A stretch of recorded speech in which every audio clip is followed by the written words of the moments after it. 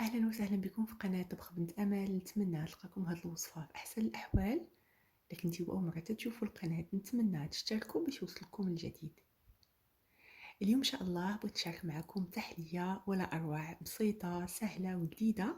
غادي نديروها بلا فران دغيا كتوجد. مكوناتها عاده تيكونوا متوفرين عندنا في المنزل بنكهه الحامض. الناس اللي كيعجبهم الحامض غتعجبهم هاد التحليه هذه منعشه وجديده. ان شاء الله تجربوها، انا متاكده غادي تعجبكم. خليكم مع المقادير والطريقه نتاع التحضير.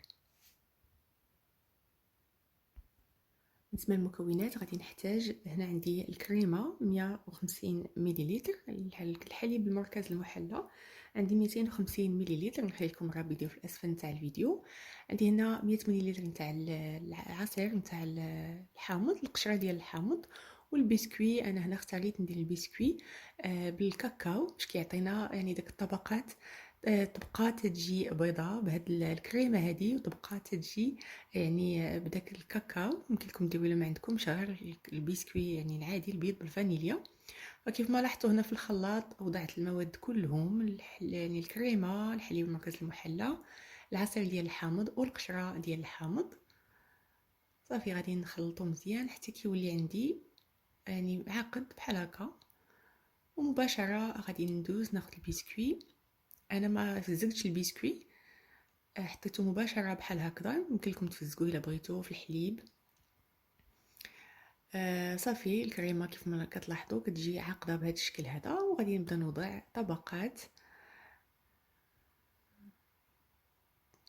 حتى يعني ما كتبقاليش الكريمه، تبقى الكريمه تبقى ديال البسكوي. ونوزع مزيان بحال هكا. صافي الا بغيتو طبعا ديروا كميه اكثر، ديروا في مول اكبر فضاعفوا الكميه ديال المقادير ديال الكريمه. فانا من الفوق زينتها، طحنت شويه ديال داك البسكوي نيت اللي بقى لي، طحنت شويه في الطحانه ودرتو من الفوق. ممكن لكم تغبروا عليها الا بغيتو تحكوا الشكلاط، اولا ديروا عليها شويه الكاكاو ويكون حلو من الاحسن باش ما يجيناش داك الطيبه ديال المروره. لكم الاختيار. صافي ملي كملت غطيت عليها وضعتها في الثلاجه، يعني خليوها على الاقل يعني واحد الليله كامله حتى كتبرد وكتشد راسها داك الكريمه مع البسكوي. ومن بعد كتقدموها بالصحه والراحه. كتجي فعلا لذيذه بزاف ومنعشه، وكيف ما لاحظتوا سهله وبسيطه دغيا كتوجد.